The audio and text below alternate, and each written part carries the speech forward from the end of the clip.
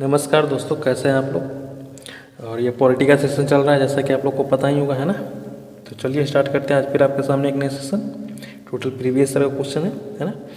पहला लोकपाल विधेयक भारत की संसद में कब पेश किया गया था? 1966 में, 1967 में, 1968 में, 1969 में।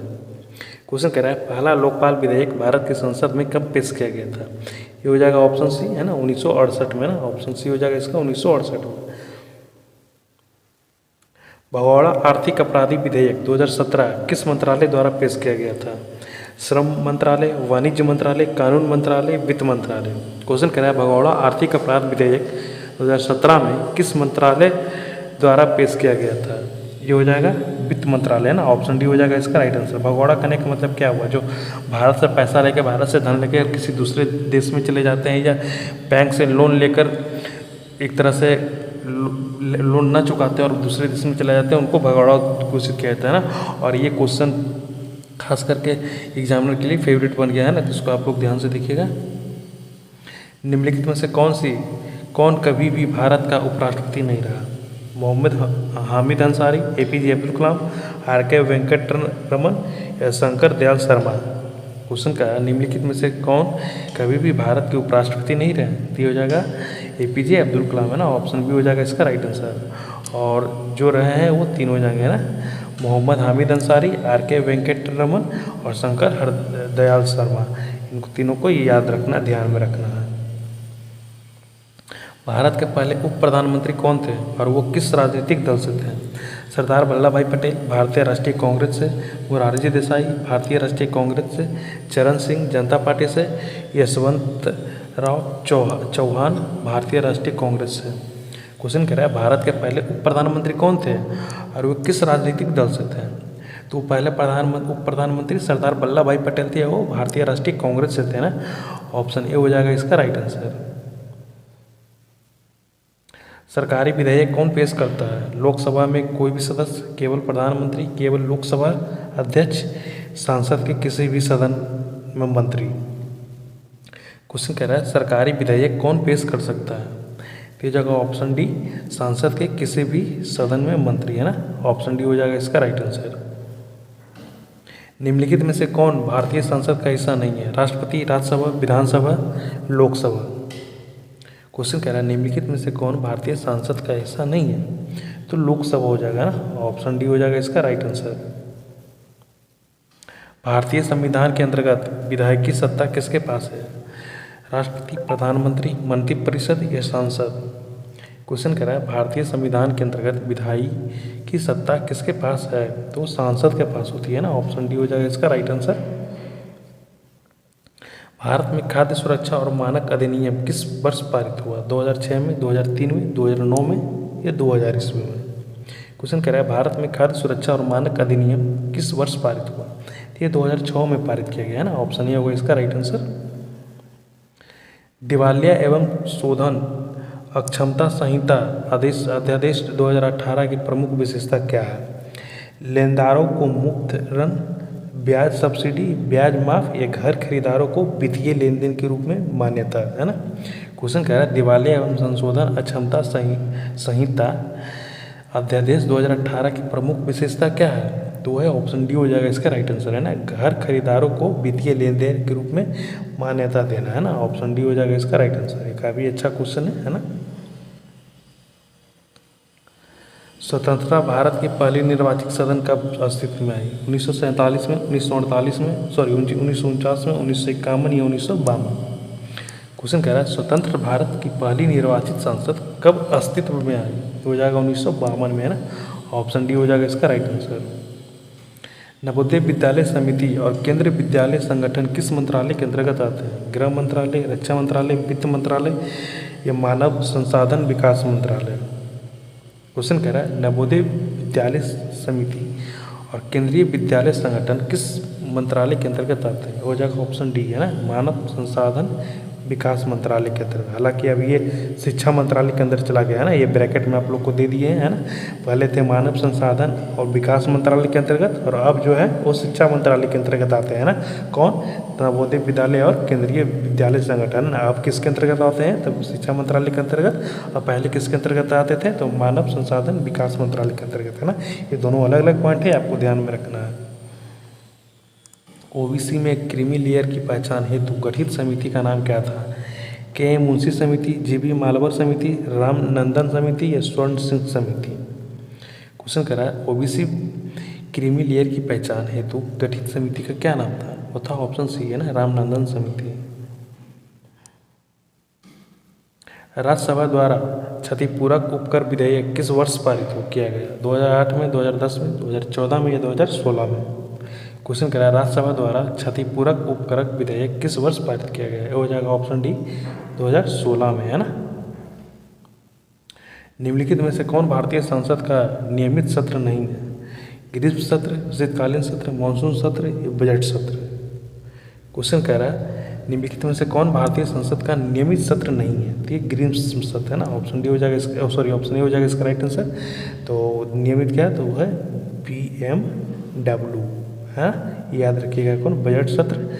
एम हो जाएगा मानसून सत्र, ये हो जाएगा विंटर सत्र, है ना। बजट, मानसून, विंटर, है ना। भारतीय संसद में सत्रों की विषम संख्या कौन सी है? बजट, ग्रीष्म, मानसून, शीतकालीन? क्वेश्चन वही है, क्वेश्चन सेम है, जस्ट ऊपर वाला ही बस पूछने का तरीका चेंज कर दिया गया है ना। ये भी हो जाएगा ग्रीष्म मानसून, है ना। ऑप्शन बी होगा इसका राइट आंसर। निम्नलिखित में से कौन भारतीय संसद का अंग नहीं है? राष्ट्रपति, राज्यसभा, लोकसभा, राज्य विधानसभा? है क्वेश्चन कह रहा है निम्नलिखित में से कौन भारतीय संसद का अंग नहीं है? हो जाएगा ऑप्शन डी, है ना, राज्य विधानसभा है। भारत की संचित निधि में क्या जमा होता है? केवल आयकर, भारत सरकार द्वारा प्राप्त सभी धन, केवल राज्यों द्वारा का अंशदान या सरकारी बचत?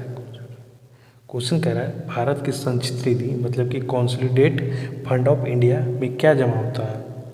तो वो होता है भारत सरकार द्वारा प्राप्त सभी धन, है ना। ऑप्शन बी हो जाएगा इसका राइट आंसर। भारत की संचित निधि से व्यय किसकी मंजूरी से किया जाता है? राष्ट्रपति, सांसद, CAG, प्रधानमंत्री? क्वेश्चन कह रहा है भारत में संचित निधि से व्यय किसकी मंजूरी से किया जाता है? वो सांसद की मंजूरी से, है ना। ऑप्शन बी हो जाएगा इसका राइट आंसर। व्यय माने खर्च करना है। भारतीय संविधान को गणतांत्रिक क्यों कहा जाता है?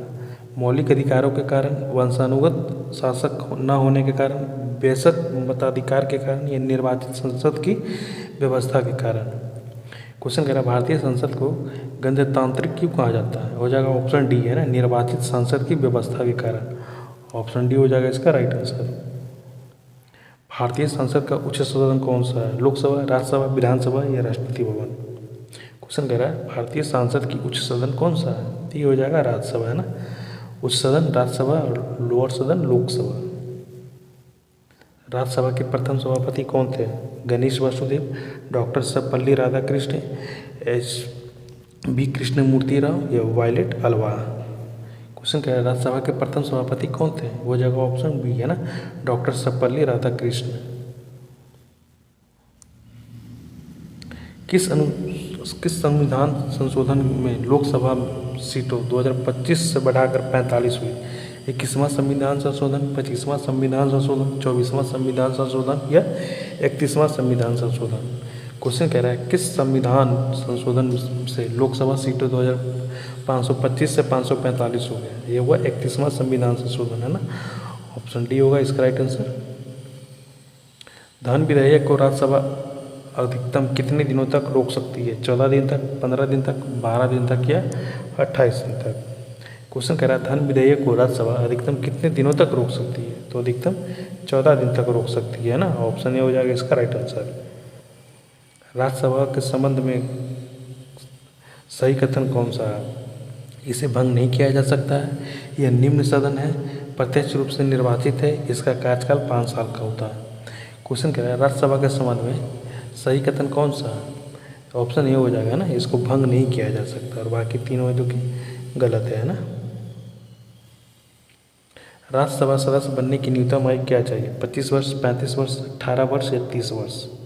क्वेश्चन कह रहा है राज्यसभा का सदस्य बनने के लिए न्यूनतम आयु क्या चाहिए? तो चाहिए 30 साल, है ना। राज्यसभा के लिए 30 साल और लोकसभा के लिए 25 साल, है ना। और राष्ट्रपति के लिए 35 साल, है ना। लोकसभा 25, राष्ट्रपति 35 और राज्यसभा 30, है ना। तीनों ध्यान में रखना। राज्यसभा सदस्यों के कार्यकाल कितने वर्षों का होता है? 5 वर्ष, 6 वर्ष, 2 वर्ष या 4 वर्ष? क्वेश्चन क्या है राज्यसभा सदस्यों का कार्यकाल कितने वर्षों का होता है? 2 साल, 6 साल के लिए ना। ऑप्शन बी हो जाएगा इसका राइट आंसर। राज्यसभा सदस्यों की अधिकतम संख्या कितनी है? 260, 225, 300 या 250? क्वेश्चन कह रहा है राज्यसभा सदस्यों की अधिकतम संख्या कितनी है? हो जाएगा 250, है ना। ऑप्शन डी होगा इसका राइट आंसर। राज्यसभा सदस्यों का चुनाव कितने वर्षों के लिए होता है? 5 साल, 6 साल, 4 साल या 3 साल? ये भी क्वेश्चन देखिए सब सेम है ना। इसको पहले करवा चुके हैं, बस क्वेश्चन पूछने का तरीका थोड़ा सा डिफरेंट है ना। तो इसके लिए भी आपको एग्जामिनेशन में तैयार रहना है ना। क्वेश्चन आप लोग पढ़े हुए भी होंगे, थोड़ा सा तो वर्ड इधर से उधर कर दिया जाएगा तो आपको इजी क्वेश्चन भी हार्ड लगेगा, है ना। तो इसलिए आपको कहते हैं कि भैया आप रट करना पड़े, समझ कर पड़े, है ना। तो ये हो जाएगा ऑप्शन बी 6 साल। राज्यसभा की बैठक के लिए कोरम कितना है? 50, 125, 100 या 25? क्वेश्चन क्या है राज्यसभा की बैठक के लिए कोरम कितना है? तो हो जाएगा 25, है ना। ऑप्शन डी होगा इसका राइट आंसर। केंद्रीय बजट कहाँ प्रस्तुत किया जाता है? विधानसभाओं में, लोकसभाओं में, राज्यसभा में, संयुक्त सत्र में? क्वेश्चन कह रहा है केंद्रीय बजट कहाँ प्रस्तुत किया जाता है? तो लोकसभा में, है ना। ऑप्शन बी होगा इसका राइट आंसर। किस विधेयक को धन विधेयक घोषित करने का अधिकार किसे है? किसी विधेयक को धन विधेयक घोषित करने का अधिकार किसके पास है? राष्ट्रपति के पास, उपराष्ट्रपति के पास, आरबीआई गवर्नर्स के पास या लोकसभा अध्यक्ष के पास? क्वेश्चन कह रहा है किसी विधेयक को धन विधेयक घोषित करने का अधिकार किसके पास होता है? तो होता है लोकसभा अध्यक्ष के पास, है ना। ऑप्शन डी होगा इसका राइट आंसर। यह तय कौन करता है कि कोई धन विधेयक है या नहीं? प्रधानमंत्री, उपराष्ट्रपति, लोकसभा अध्यक्ष या मुख्य न्यायाधीश? ये भी क्वेश्चन देखिए जैसे में, बस पूछने का तरीका थोड़ा सा डिफरेंट हो गया, है ना। और सपोज कीजिए अगर ये क्वेश्चन आपको एक ही तरीके से पढ़ा आ जाए डिफरेंट तरीके से, तो कहोगे तो यही कि भाई क्वेश्चन आप तो पढ़ाया नहीं। भाई मेरा सारा क्वेश्चन करवाया हुआ होता है ना, बस आप लोग समझ कर पढ़िए। सारा क्वेश्चन आपके एग्जामिनेशन में नज़र के सामने आया होगा, है ना। तो ये भी होगा लोकसभा अध्यक्ष, है ना। ऑप्शन सी होगा इसका राइट आंसर। राज्यसभा वित्त विधेयक को अधिकतम कितने दिन तक रोक सकती है? 13 दिन तक, 12 दिन तक, 14 दिन तक या 15 दिन तक? क्वेश्चन कह रहा है राज्यसभा वित्त विधेयक को अधिकतम कितने दिन तक रोक सकती है? तो हो जाएगा 14 दिन तक, है ना। ऑप्शन सी हो जाएगा इसका राइट आंसर। 2014 में कौन सी लोकसभा चुनी गई थी? 16वीं, 19वीं, 14वीं, 13वीं? क्वेश्चन कह रहा है 2014 में कौन सी लोकसभा चुनी गई थी? ये हो जाएगा 16वीं, है ना। ऑप्शन ये हो जाएगा इसका राइट आंसर। और इस आधार पे आप लोग 2025 का अंदाज़ा लगा सकते हैं, है ना, जोड़ करके। निम्नलिखित में से कौन सी लोकसभा का अध्यक्ष रही? TN शेषन, मल्लिकार्जुन खड़गे, सुमित्रा महाजन या सुषमा स्वराज? क्वेश्चन कह रहा है निम्नलिखित में से कौन लोकसभा की अध्यक्ष रही? हो जाएगा सुमित्रानंद महाजन, है ना। ऑप्शन सी होगा इसका राइट आंसर। 2019 में आम चुनाव किस लोकसभा के गठन हेतु हुए? 17वीं, 18वीं, 15वीं या 10वीं? क्वेश्चन कह रहा 2019 में आम चुनाव किस लोकसभा के गठन हेतु हुआ 17वीं, है ना। ऑप्शन ए हो जाएगा इसका राइट आंसर। लोकसभा की सीटें की सर्वाधिक संख्या किस राज्य में है? उत्तर प्रदेश, राजस्थान, गुजरात या महाराष्ट्र? क्वेश्चन कह रहा है लोकसभा की सीटें सर्वाधिक संख्या किस राज्य से है? तो है उत्तर प्रदेश से, है ना। ये क्वेश्चन तो मेरे ख्याल से काफ़ी इजी था। प्रथम लोकसभा चुनाव कब हुआ था? 1951 से 52 के बीच में, 1949 से 50 के बीच में, 1957 से 58 के बीच में या 1953 से 54 के बीच में? क्वेश्चन कह रहा है प्रथम लोकसभा का चुनाव कब हुआ था? ये होता 1951 के 52 के बीच में, है ना। ऑप्शन ए होगा इसका राइट आंसर। लोकसभा में निर्वाचित सदस्य की संख्या कितनी है? 543, 542, 524 या 520? क्वेश्चन कह रहा है लोकसभा में निर्वाचित सदस्य की संख्या कितनी है? तो हो जाएगा 43 है ना, ऑप्शन बी ये सॉरी ये हो जाएगा इसका राइट आंसर। लोकसभा अध्यक्ष का चुनाव कौन करता है? राष्ट्रपति, लोकसभा के सदस्य, सत्तारूढ़ दल या सांसद? क्वेश्चन कह रहा है लोकसभा अध्यक्ष का चुनाव कौन करता है? ये लोकसभा के सदस्य ही करते हैं लोकसभा अध्यक्ष का चुनाव, है ना, ऑप्शन बी होगा इसका राइट आंसर। द्वितीय लोकसभा के अध्यक्ष कौन थे? बलराम भगत, एम अनंत श्यामनाथ अंगैयर या बलराम जाखड़ या के एस हेगड़े? क्वेश्चन कह रहा है द्वितीय लोकसभा के अध्यक्ष कौन थे? ये हो जाएगा ऑप्शन बी, है ना, एम अनंत श्यामनाथ अंगैयर, है ना, ऑप्शन बी हो जाएगा इसका राइट आंसर। राज्यों से प्रत्यक्ष निर्वाचित लोकसभा अध्यक्ष सदस्यों की संख्या कितनी रही? 550, 518, 530 या 525? क्वेश्चन कह रहा है राज्यों से प्रत्यक्ष निर्वाचित लोकसभा सदस्य की संख्या कितनी रही? हो जाएगा 530, है ना, ऑप्शन सी होगा इसका राइट आंसर। संविधान के अनुसार केंद्र शासित प्रदेशों में अधिकतम कितने लोकसभा के सदस्य हो सकते हैं? 20, 19, 22, 21? क्वेश्चन कह रहा है संविधान के अनुसार केंद्र शासित प्रदेशों की अधिकतम लोकसभा का सदस्य कितने हो सकते हैं? हो जाएगा 20, है ना, ऑप्शन ए हो जाएगा इसका राइट आंसर। ये क्वेश्चन ध्यान देने वाली बात है कि केंद्र शासित प्रदेशों में अधिकतम संख्या लोकसभा की, है ना, तो 20 हो सकता है ना। लोकसभा की अधिकतम सदस्य संख्या कितनी हो सकती है? 552, 548, 550 या 545? क्वेश्चन कह रहा है लोकसभा की अधिकतम सदस्य की संख्या कितनी हो सकती है? हो जाएगा ऑप्शन ए, है ना, 552 इसका राइट आंसर होगा, है ना। और आज का सेशन यही पे खत्म करते हैं और 44 में से कितना सही होएगा वो कमेंट करके बताइएगा, है ना। और कैसा लगा आप लोग को सेशन ये भी कमेंट करके बताइएगा। और एक बात और, ये अगर आप लोगों को कोई क्वेश्चन कोई टॉपिक छूट जाता है तो टेंशन नहीं लेने वाली बातें, है ना। आप लोग के एग्जाम के लास्ट के कुछ दिन पहले आपको मैराथन ग्रुप में कंप्लीट करवा देंगे, है ना। और एक दूसरी बात कहना चाहते हैं कि भाई आप लोग जब भी क्वेश्चन पढ़ते हैं, जब भी वीडियो सेशन देखते हैं तो क्वेश्चन समझ कर पढ़िए, ना कि रट कर, है ना। होता क्या है कि सेम क्वेश्चन डिफरेंट तरीके से आ जाएगा तो आप लोग को सामने नया क्वेश्चन लगेगा, ये हार्ड क्वेश्चन है ना, इसलिए कहते हैं ताकि अगर एग्जामिनर क्वेश्चन इधर सुधर कर भी करे तो आपको हार्ड या नया क्वेश्चन ना लगे, है ना। तो ठीक है, मिलते हैं अगले सेशन में, तब तक के लिए थैंक यू।